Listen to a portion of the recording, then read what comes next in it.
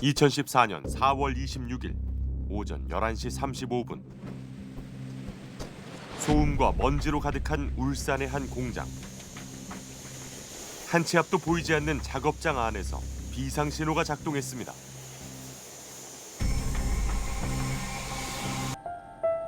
남편은 현대중공업 조선소에서 일하던 하청 노동자였습니다.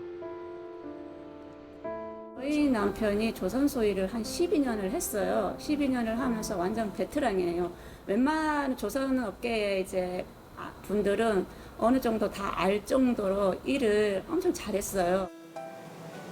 철판으로 만들어진 커다란 구조물을 블록이라 부릅니다.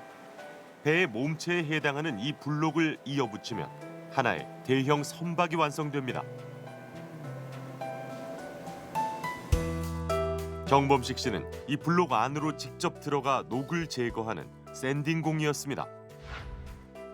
정범식 씨는 선행 도장부에서 이제 블라스팅 작업을 했는데 이게 샌딩 작업인데 그게 배에 녹슨 부분들이 있는 거예요. 그래서 그 녹슨 부분을 제거하기 위해서 모래를 엄청난 압력으로 쏴가지고 그 녹슨 부위를 제거하는 작업이에요. 남편이 사망한 지 5년 4개월 만에 자살이 아니라는 판결을 아내는 받아냈습니다. 남편을 생각하면 눈물만 나고 너무 힘들다고 했습니다. 하지만 다시는 이런 일이 생기지 않길 바란다며 어렵게 인터뷰에 응했습니다. 고맙습니다. 정범식 씨가 사망한 조선소 현장. 바로 이곳의 노동자들은 5명이 죽어야 한 척의 배를 띄우게 된다고 저희에게 말했습니다. 이것이 바로 선박수주 세계 1위를 자랑하는 현대중공업에서 벌어진 일입니다. 이 안타까운 죽음은 도대체 언제까지 되풀이되어야 하는 걸까요? 지난 2017년 4월 고 노회찬 의원은 중대재해 발생 시 기업의 책임을 강화하는 법안을 발의했습니다. 잇따른 기업재해에도 불구하고 그 재해의 책임자인 경영자와 기업에서 마땅한 처벌과 불이익이 돌아가지 않는다면 우리 노동자들은 계속해서 사망사고의 위험으로 내몰리게 될 것입니다.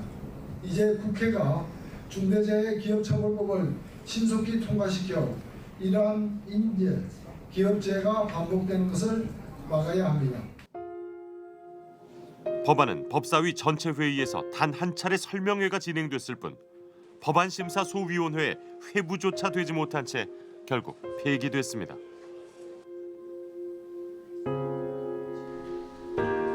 고 노회찬 의원의 예상은 적중했습니다. 노동자의 사망 사고는 계속 일어났습니다. 그렇게 얘기를 하고 있는 거죠. 사고가 나면 왜 그 사람이 그렇게 갔지? 그물망이 없었다는 말을 하지 않고 왜 그 사람이 거기 갔지?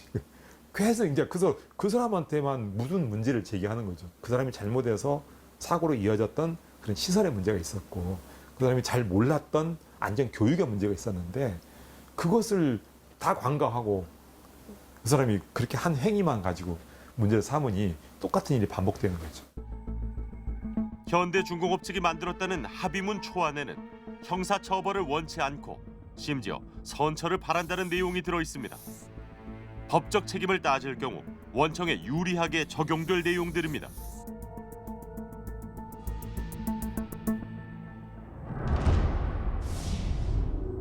현대중공업 창사 이래 중대재해로 사망한 노동자는 현재까지 모두 467명. 2010년 이후 하청 노동자의 사망은 정규직의 3배에 이릅니다. 안전관리의 책임이 원청에 있음에도 불구하고 현대중공업 측은 처벌을 거의 받지 않았습니다. 재판까지도 가지 않고 불기소 처분이 대부분입니다. 벌금도 많아야 1,500만 원에 불과했습니다. 현대중공업 측은 답변서를 통해 먼저 정범식 씨 사망 당시 관계기관의 조사에 협조했을 뿐 경위나 원인을 판단하지는 않았으며 일부 안전조치가 미흡한 점에 대해서는 예방 시스템 구축을 약속했습니다. 물류창고 공사 현장에서 큰 불이 났습니다. 55층에서 유리 외벽을 설치하던 노동자들이 추락했습니다. 이 죽음을 대하는 회사 측의 대응은 정말 이렇게 했을까라는 상식 수준의 의문까지 듭니다. 사고가 발생하면 기업은 안전 대책을 약속합니다. 그럼에도 중대 재해는 반복됐고 사람들은 자신의 일터에서 계속 죽어갔습니다. 정의당은 21대 국회 첫 번째 법안으로 한층 강화된 중대재해 기업 처벌 법안을 발의했습니다. 실제 하청업체들은 또 우리가 그 살인도 고의적일 때 과중 처벌하잖아요. 이거는 위험을 방지할 의무를 하지 않았을 때거든요. 그러니까 사고가 예정돼 있는 거예요. 아침에 출근해서 집에 돌아오지 못하는 이런 노동자들이 더 이상 없게 하자라고 하는 시민사회단체하고 노동계가 중대재해기업처벌법 재정운동본부를 발족하고 죽지 않고도 다치지 않아도 일할 수 있는 세상을 위해 시민사회도 발벗고 나섰습니다.